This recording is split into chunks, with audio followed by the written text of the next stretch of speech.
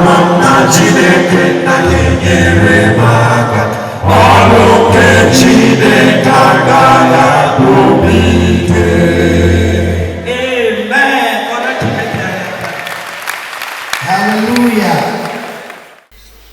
Ihe karịrị afọ atọ ka Ugwumba na-esonyere ndị otu akpọrọ Christian Association of Igbo Ministers, nke bụ dịka aha ha kọwara otu ndị ụkọ Chineke bụ ndị Igbo, ụmụafọ Igbo. Kama ahụ ka anyị chọpụtakwanụ na ya bụ otu nwere ihe pụrụ iche, maka na anyị ma na onye ọbụla nụrụ na ekpokwa nwa n'otu ọzọ ọ ga-asị na ekpokonata otu na-adị ndị Igbo mma, mana etu esi ekpokonata bụ etu esi ada. Mana anyị so na ya bụ otu ihe dịka afọ 3 maọbụ afọ 4 ugbu a. Ọ bụrụ na o ruo na mgbe anyị ga-agwa ọha na eze ka ha mara ihe dị na otu a bụ Christian Association of Igbo Ministers, ebumnobi ha, ihe ha na-eme, maka na ha eme n'ọtụtụ mmemme dị iche iche dịka unu ga-ahụ, wee nwekwa ike ịkpọkọnata ọtụtụ ndị isi okotoko, ndị ụkọ Chineke, ndị ama aha ha n'obodo anyị bụ Naijiria nakwa mba ofesi, maka na anyị mara na ebe ọbụla a na-ekpere Chineke ndị Igbo nọ ebe ahụ. Onye isi ya bụ otu bụ Reverend Okolie. Anyị na-ege akparị, mana tupu nke a anyị chọrọ iwepụtagasịrị unu ụfọdụ ihe dị iche iche bụ ebumnobi ndị otu a, bụ nke anyị chere na onye ọbụla ga-atinye aka n'ime ya ga-ebugodo ụzọ mara ebe asụrụ asụ dewere ọdụ. Ya mere nnọọ n'oge nnọrịkọta Ugwumba na ndị otu Christian Association of Igbo Ministers. Ka anyị nọrịanụ. Ugwumba. Sons of native doctors don't have to snag the room. Now, ministry back of Nemo. They mobilize 500 of them. Hangwan, Hangabia. How can I buy one or my police escorts more than 1,000? Now, Rahamadu, only the police in no harm. Why? Has seen Nandia from Wojo. How to do Haboha? It's a name. I moved them to Eden police station. Hand over to the DPO. Say DPO, I was in my village. I don't want to be part of that problem.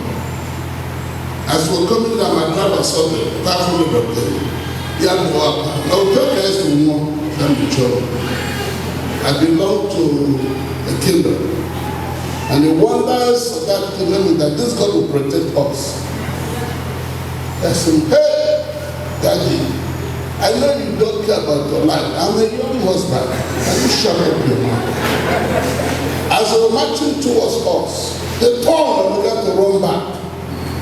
They said they saw me with 1,000 soldiers. While they were running, one person lost his right arm. Some had leg dislocation. My God, my God, did this say me so mercy? The elders of my village asked him to return and apologize to me. How to turn on my gates? They have on a gate and they have almost have a process.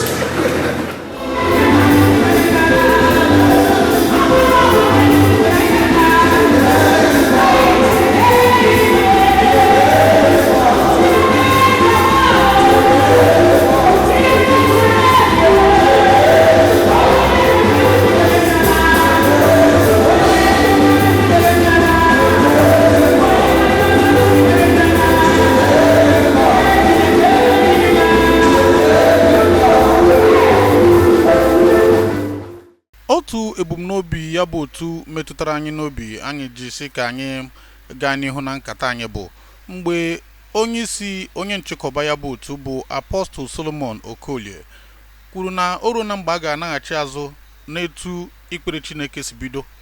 Nke mbụ bụ na ndị wetara anyị okpukpere Chineke, okpukpere nke Kraịst, mere ka ihe gbasara agụmakwụkwọ nakwa ihe gbasara ahụike bụrụ n'efu, bụ nke ka ọ nara nye ọkụ n'ala anyị bụ Naijiria nakwa ọtụtụ ebe ndị ọzọ dị iche iche, ọ kachasị n'ala Igbo, nke bụ na ụlọ akwụkwọ maọbụ ụlọ ọgwụ ndị chọọchị nwe kachara ya gara ọnụ.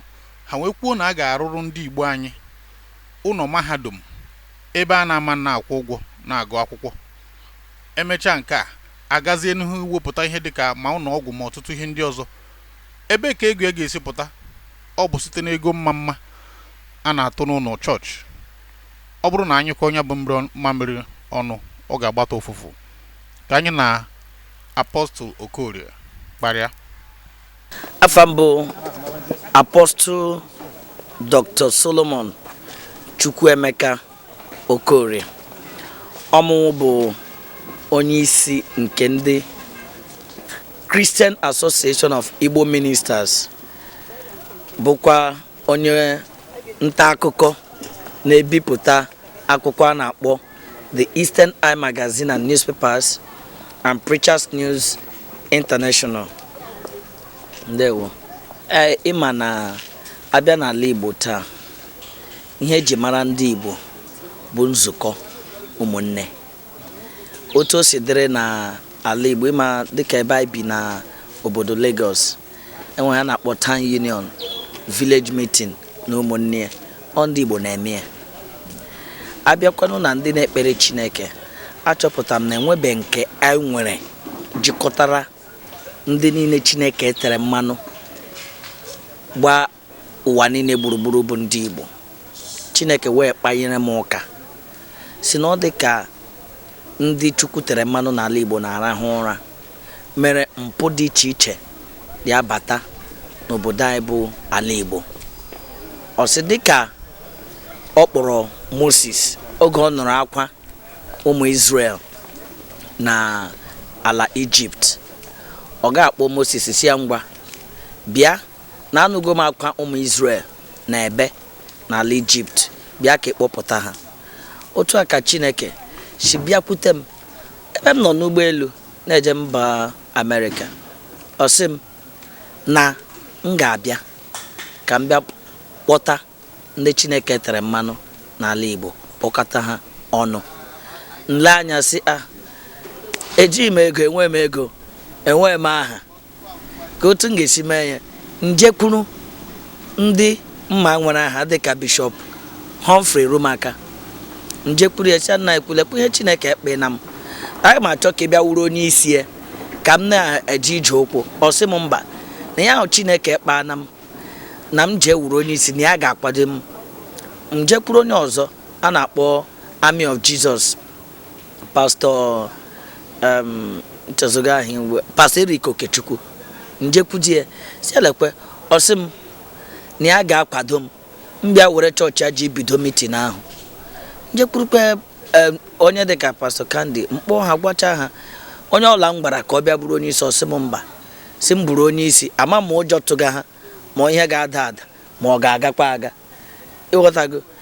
Nganụ bidie ka m tere na ihe ndị oyibo na-akpọ WhatsApp grupu niile, si onye ọbụla Chineke tere mmanụ onye Igbo ya bịa na enwe ihe Chineke chere ịgwa anyị. Chineke wee gwa m sị n'ihi na ọ ya dị na m ihe a, m bie ihe a kpọrọ akwụkwọ ga-eji deba aha onye ọbụla akpịrị ni ọ deba aha ya. Nje bie ya nsị ka m mara ma eziokwu na Chineke na onye ọbụla ga-edeba aha ga-eji 1000 naira wee deba aha. Mkpọ mitin nke mbụ, ihe karịrị 100 people wee bịa na mitin ahụ. Makọwacha about 50 people deba aha ha n'akwụkwọ a. Nsilekwe na eziokwu na Chineke gbara m bịa mee ihe a, mbazie na ekpere site ka mgbe ahụ ruo taa. N'ịgwa gị eziokwu, ya wụ otu afọ. Ihe a mere ofu afọ n'ọnwa Ọgọst, ya Ọgọst anyị nọ n'ime ka otu a mere otu afọ. Mana otu afọ ahụ anyị mere ihe a kpọrọ First Igbo Prayer Summit na National Stadium Lagos. Ọ ga-adị ọnwa ịnọ ka one Ọktoba nke 2016 ka anyị mere First Igbo Prayer Summit na National Stadium Surulere Lagos. Ebe niile wee ju na mmadụ dịka Apostle G n'ogu nke Abundant Life Port Harcourt, si Port Harcourt bịa. Mmadụ dịka Apostle Ibe Okenwa si America bịa. Ọtụtụ ndị mmadụ eju hụ na aka Chineke nọ na ya, maka ya na gị kpọọ ndị mmadụ aza ahụ gama na aka Chineke anọ ya ma aka Chineke nọrọ na ya ya nwa ga-akpali mmụọ ha iji wee bịa ihe mere njikwete n'aka Chineke na ya gị nwa na-ajụ m ajụjụ ugbu a ịhụna n'eziokwu n'aka Chineke na ya maka ịhụna ndị niile akpụrụ oku World Igbo Prayer Summit n'Ọka ịhụrụ onye ọcha na ya si mba Amerịka bịa eyinye akpa Igbo dị iche iche ha abịa ịbịa ikwu otu okwu ahụ ka anyị kpee ekpere baa akwa ka Chineke zaa anyị ekpere otu o si malite Ugwumba. O nwere onye ọzọ n'elu ụwa Jizọs Chineke sị this is my only begotten son who I will hear you. So this is what it is. When we receive open heaven, we receive the right introduction. We struggle for membership, we struggle for everything because we've not gotten the right introduction. Jesus may introduce, you'll be treated like the person that introduced you. You never let that to governor. Governor may or maybe am I still communicating? So introduction is important. Why? Because your heaven open. The kind that are going one go one of one. Introduce at the right waters. That's why he said, I will go before you, I'll break in pieces the gates of brass, cut asunder the bands of iron. I will give you the hidden treasures. All knowledge and Cyrus. Now, Maria. Can you put my children? Okay, near Amigo. Obiala Mumi. Well, that's from the Western churches are doing big, doing well, doing this. Okay, people. God will do bigger things. And let me tell you, on the proper foundation, our own foundation, I lay in Zion a foundation and what? A proper foundation, a sure foundation. That foundation, we are founded upon the foundation of the apostles and the prophet. And Jesus Christ himself is the chief cornerstone. 500 young men waiting to kill him.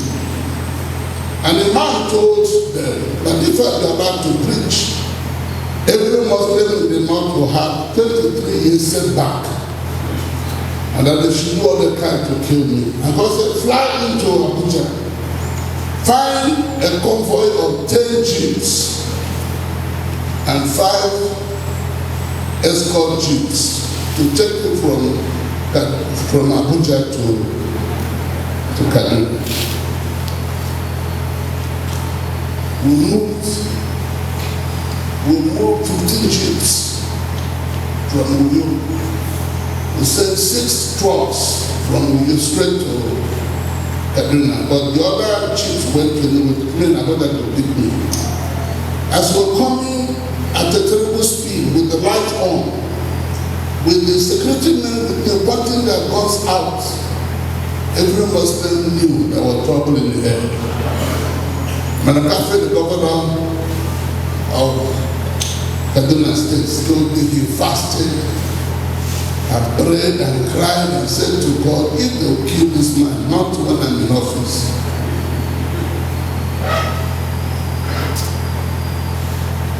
You know, when they saw us, they were afraid. Everybody ran away. They said I was coming with Indian soldiers, that the 15 jeep they saw, that just the pilot troop, that others will come. Ile anya n'ala Igbo taa ọ na-agụ akwa maka ga Aumonye Imo State, Aumonye Mbieri n'Imo State, gị garuo ebe m si taa ịhụ na ndị be anyị niile nọchi ụzọ ije ha na-arụ ihe dị iche iche n'ụzọ ije enwe ike na-erute ụlọ gele chọọchị dịka ikwuru na ndị be a na-akwado nke ha ụlọ ụka niile ndị nọ na Lagos dịka anyị si pụta ịkpọ aha ha gaa na ndị na-eme o ji anụ ọkụ na-ekpo ekpo bụ ndebe anyị ha anụchana ụlọ mahadum ka a kpọrọ university na obodo ebe n'obodo ha ke ndị nyere aka rụọ ya ndị Igbo ụlọ mahadum a ọsịrị ya nso n'ala Igbo asị onye na-arachaghị ọnụ ya ogoro aracha na ya onye ndị Igbo kwuru nlecha anya si mbanụ ka akpọkọta anyị ka anyị yorute ụlọ ka anyị hụcha ala Igbo dị ka anyị ji aka anyị rakwa ọnụ anyị tupu ogoro arakwa n'anyị ya ka anyị bịa ji aka anyị mahadum a anyị nwere ike ndị chọọchị maka ndị bute n'anyị Christianity anyị na-efe taa wụ ndị ọcha anyị ha ji buru ya bịa mere ndebe anyị ji soro ha wụ na ha mụrụpụtara skuul ụlọ ọgwụ a na-aga n'efu na-akwụghị ụgwọ ma ndị chọọchị anyị na-eme ya taa anyị na-emezi ya anyị na-arahụ ụra onye si ka anyị kpọkọta onwe anyị na ama m na Katọlik tinye aka Anglican etinye Methodist etinye Pentecostals etinye agbakọ aka nye ọmamịrị ọgba ụfụfụ anyị rụpụta ụlọ mahadum ụmụ anyị ga-eje ịga anyị nwere ike a na-ege ya n'efu ọ wụrụ na chọọchị ndị Igbo nwe na sponsor ya ọ na-akpadi ya ka ụmụ anyị na-enwe ike ịga ya n'efu maka gaa zụpụta hụ nwa n'akwụkwọ nga onye isi na-edu onye isi adịghị mma enwe ụmụaka nwere isi akwụkwọ ma enweghị onye ga-akwado ha ije mahadum anyị asị ka anyị bịa ofu obodo n'obi ndị Christian Association of Igbo Ministers anyị sị na anyị ga-eje ịrụ mahadum ụmụ anyị ga na-aga n'efu anyị ga-akwado n'ala Igbo anyị ga-arụ ụlọ ọgwụ ebe onye ọ na-atụrụ n'ọnụ na-enweghị ike jee agwọ ya ọrịa n'efu is doable. Ya bụ iwechita ihe ahụ ndị ọcha gbam wetara n'anyị ọ bụ ihe ga-ekwe omume kịta ọ ga-ekwe omume ma anyị kpekọrịta agwara gị na enweghị ihe na-aga ekwe omume ihe na-enye anyị nsogbu ikpekọrịta na nsogbu ọzọ anyị nwere wu onye ga-awụ onye isi onye ga-awụ na ya wepụtara atụmatụ a ya ga-awụ gị ịgba ya ụkwụ anyị sị ka o si taa dị mma ihe ọzọ na-enye anyị nsogbu n'ala Igbo wu anyị na-agwa onwe anyị eziokwu onye bido ya achọ ka naanị ya rie ọrị mma ka anyị na-agwa onwe anyị eziokwu ị ga-ahụ na nkwado ga-adị. Otu ihe anyị kwenyere bụ na ọ bụrụ na anyị kọọ mamịrị ọnụ na ọ na-agba ụfụfụ mere na ihe anyị nebere anya na mbụ bụ o nwekwara nkwado ndị Igbo anyị ọ na-esonyekwu ya.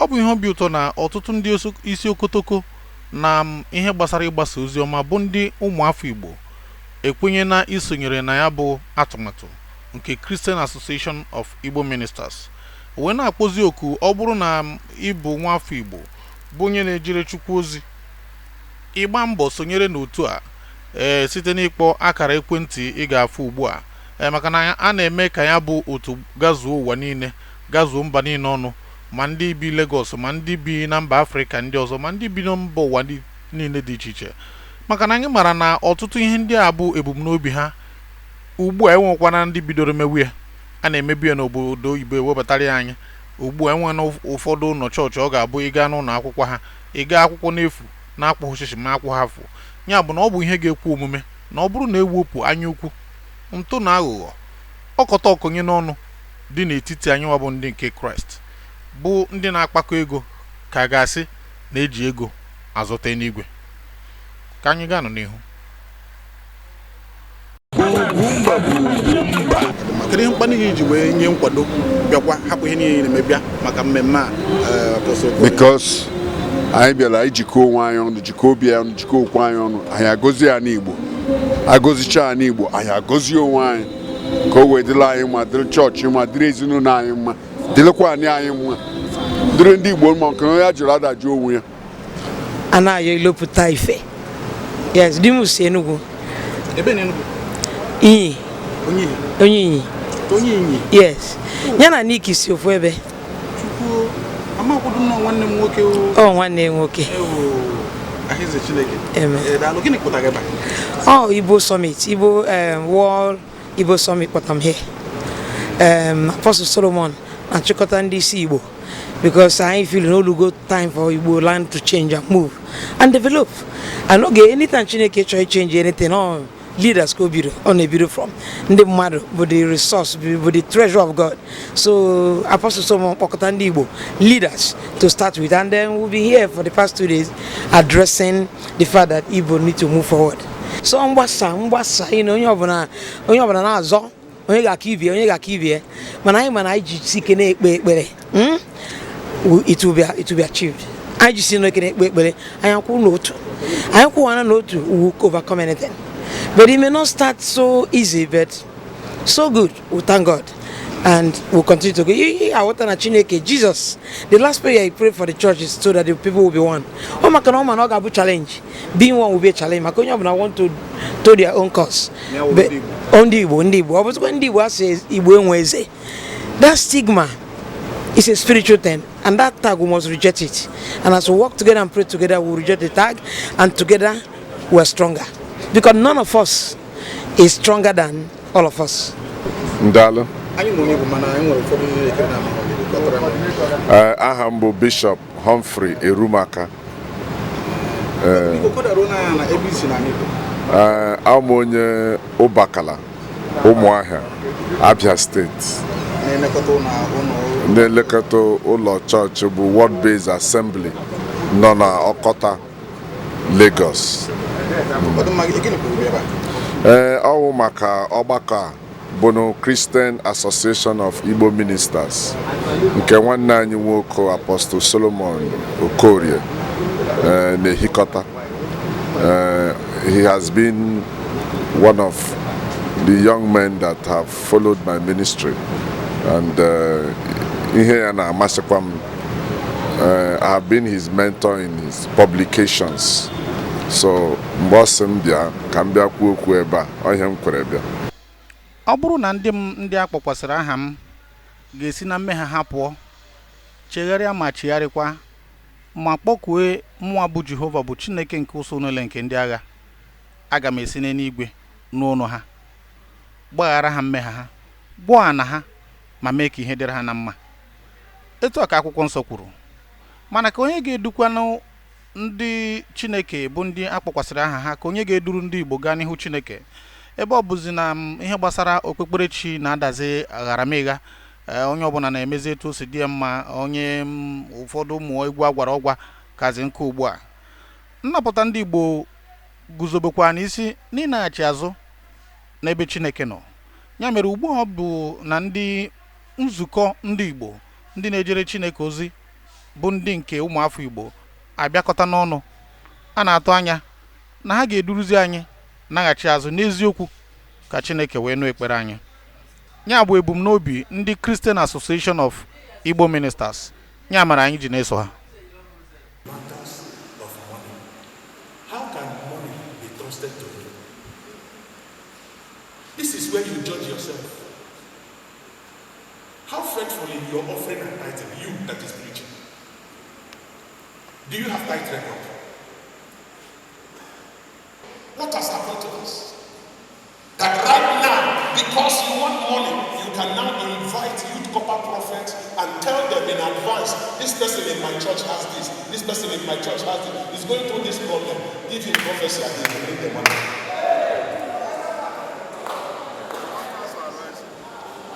Ministry. We have gone to marketplace. I want to ask, what is wrong with us? Matters arise.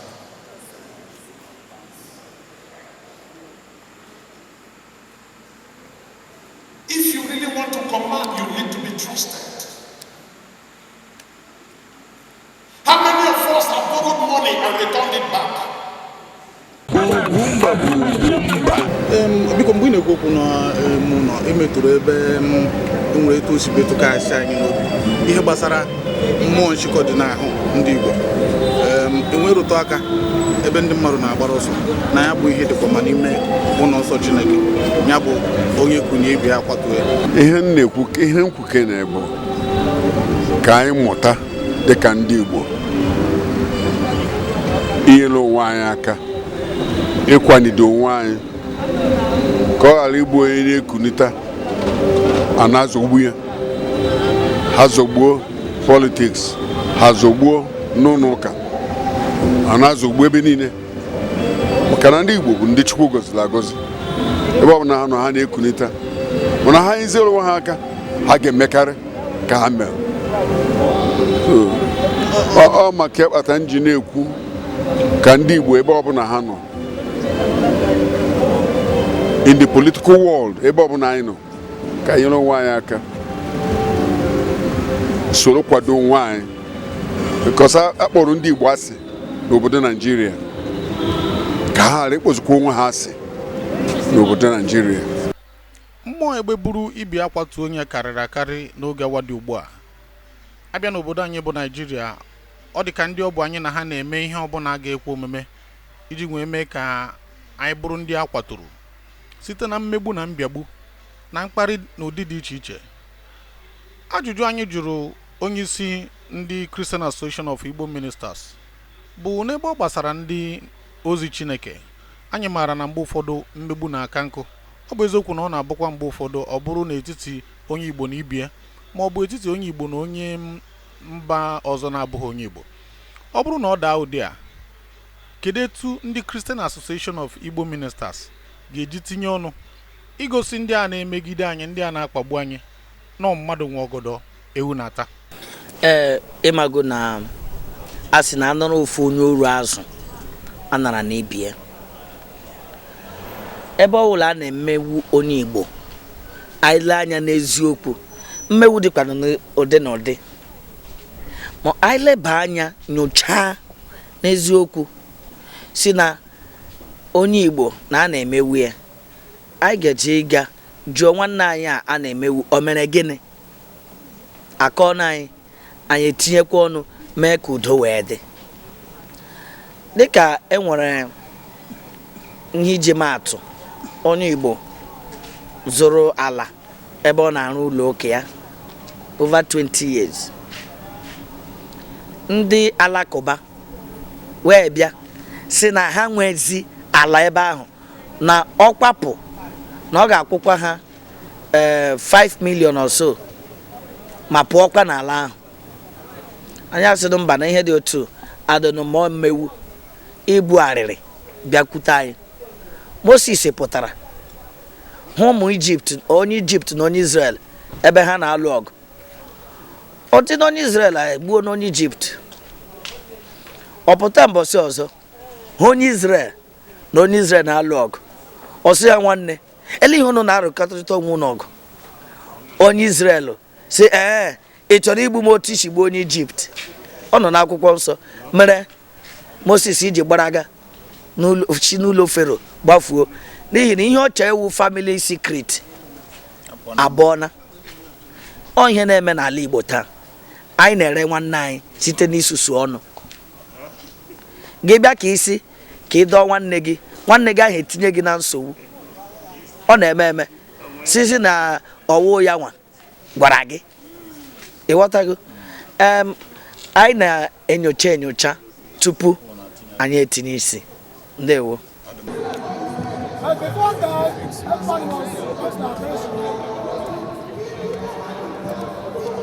If I say pray, you be ready.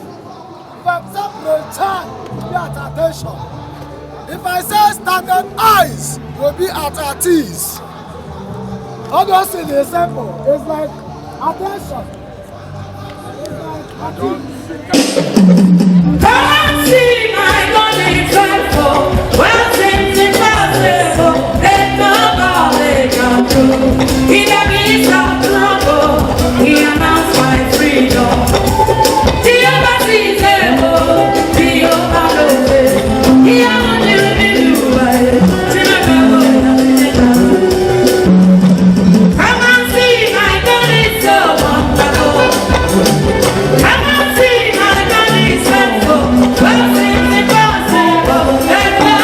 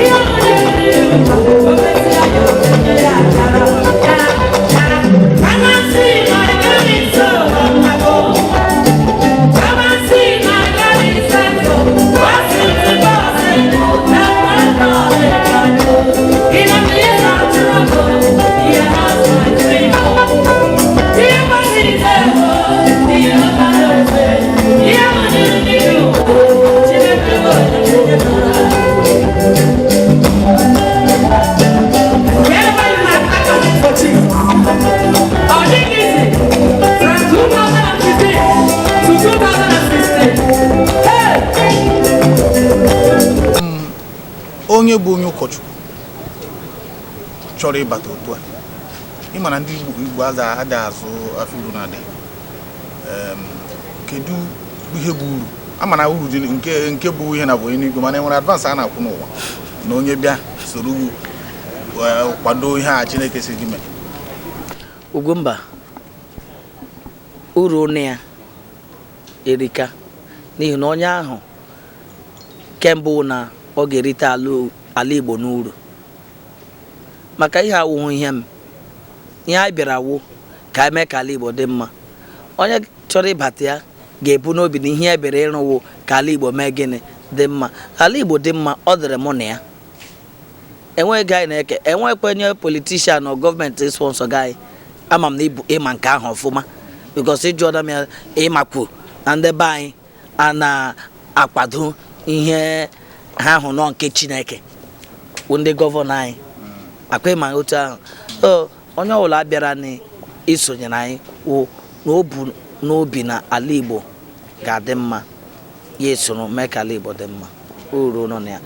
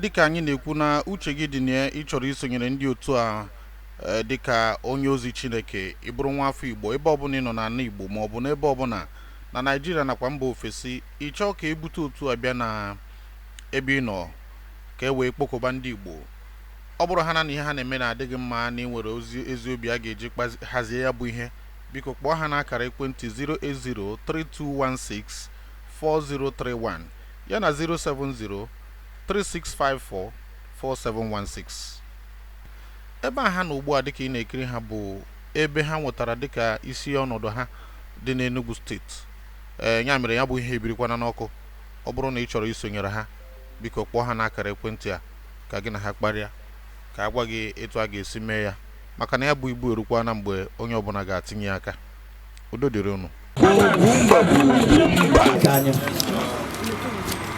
ofu onye kwuru okwu sị na na-anwụnye onye Igbo na-akpa jee ahịa na ọ ga-atapụ akpa wee kwuo okwu enweghị ebe itinye na onye Igbo ọ bụrụ na ala kpọrọ nkụ mee ya mmiri agbapụtawa anyị ga-asị ihe ọbụla ajụ onye Igbo ọbụla ebe ọbụla ọ nọ n'ihi na anyị bụ ndị Chineke tere mmanụ n'ala Igbo anyị ga-ekwubi okwu taa sị ihe ọbụla ajụ onye Igbo ebe ọbụla ọ nọ na ọ ga-ahịa n'aha Jizọs anyị ga-ekwubi okwu ndị niile bụ ndị gọvanọ ndị House of Assembly, House of Reps, Senate and all the rest of them all the political leaders nọ n'ala Igbo ọ bụrụ na ebe a ga-akechi ha si ha ekwula okwu maka ihe gbasara ala Igbo na Chineke ga-atọ ha n'agbụ n'aha Jizọs a sị na onye ji ihe nwata welie aka enu mgbe aka gbuole ome gịnị oge eji ewetu aka ahụ eruola n'ihi na Jehova gwara anyị na 2020 that is the restoration of God's glory in ala Igbo ihe niile ekwensu ọ na-abụ apụtakwara m n'akwụkwọ nsọ si abịa ruo onye ohu nọrọ gbaa anaghị odibo ruo 50 years you set him free ọwasị that's what I read and ya bụ na eji anyị dịka ohu n'obodo a anyị alana a sị na ndị Igbo alana n'ihi na ebe a bụ ka ndị ụkọchukwu ala Igbo na-agbakọ anyị na-ekwubi okwu taa si n'ala Igbo na anyị ga-enwe onwe anyị n'aha Jizọs mmiri onwe anyị a aga agba egbe aga ewufu ọbara aga alị ọgụ Jehova ga-eme ya. Enwe ndị Jehova na-eme ha rahụ na ha ma mbili. Onye ọbụla ga-abụ izu ọjọọ gbagide onye Igbo ọbụla, gbagide ndị Chineke ji eche kwara ngwa ọrụ n'ala Igbo, yara ha oge etite, yara ha oge etite, yara ha oge etite n'aha Jizọs. Ihe ọbụla na-eme chọọchị anyị adịghị eto eto. Ihe ọbụla na-eme ndị Igbo a na-akwado ndị Igbo ibe ha n'ụlọ ụka ha, anyị ga-ekwubi okwu. Ndị mba ọzọ jee na obodo ha na-emeri anyị, bịakwa n'obodo anyị emeri anyị. Onye jọrọ njọ, onye jọwuru udele na njọ, si kanye ọkwa nka kwụ n'usi. Error of the century. Na mmadụ onye Igbo ga-enwe chọọchị, onye Igbo a ga-asọpọtụ ya, a ga-akwado ya. Anyị na-agba mbọ.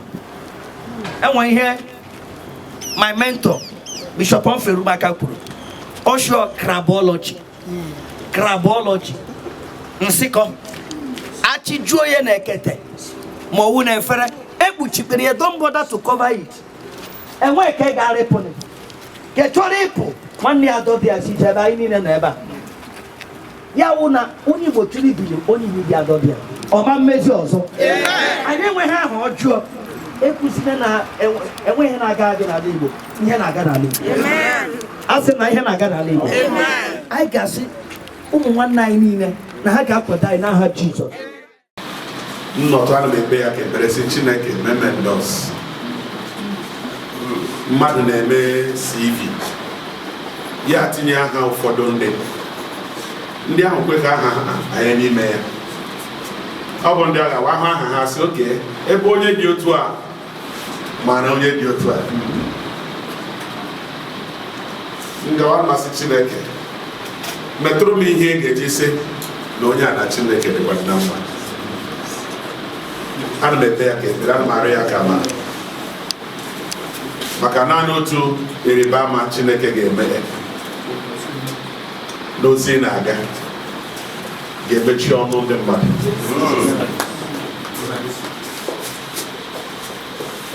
M na-ekwu okwu, m na-ekwu ya kwụsie ike sị onye na ha adọgbu onwe ya ka anyị ahụ nwee isi ya bụrụ mgbe ahụ ị batara. Ihe ahụ bụ just endorsement Chineke na-enye. Ọgwa ndị mmadụ na onye a elelikwara ya anya mụ na ya so. Ụlọ a bụ endorsement Chineke nyere anyị. Ọnụ otisi eme na anyị. Ọ gakwa na-adị mma a ga-enye anyị ụlọ, abịakwara anyị ngwa ụlọ. Anyị na-aga mba Amerịka na afọ na-abịa abịa ka a kpọrọ International Igbo Prayer Summit. A ga-emekwa na Ebonyi steeti ma n'Enugu. Ịma ihe anyị mere ugbu a, ọ ga na-aga na steeti niile nọ n'ala Igbo. Nke Anambra dara ụda, ma nke ọzọkwa ịma na a na-aga ọ na-asha ọ ka ọ dị. Asị m ndị Igbo ya dịrị anyị niile na mma, ka chi bụrụ n'anyị afọ, bụọ n'anyị eke, bụọ n'anyị nkwọ, bụọ n'anyị orie, na ndị Igbo ga-aga mụọ kpata zụọ. Ma ihe m na-agwa anyị wụ onye aghala nwanne ya akụrụ ụlọ ekete ọ ekwute onye kpatara ya, ka okwu na anyị na mba rute anyị n'ụlọ, ka emepe ala Igbo. Enwe onye ga-emepe na anyị ala Igbo, ọ mụ na gị ga-emepe ala Igbo. Ndewonu.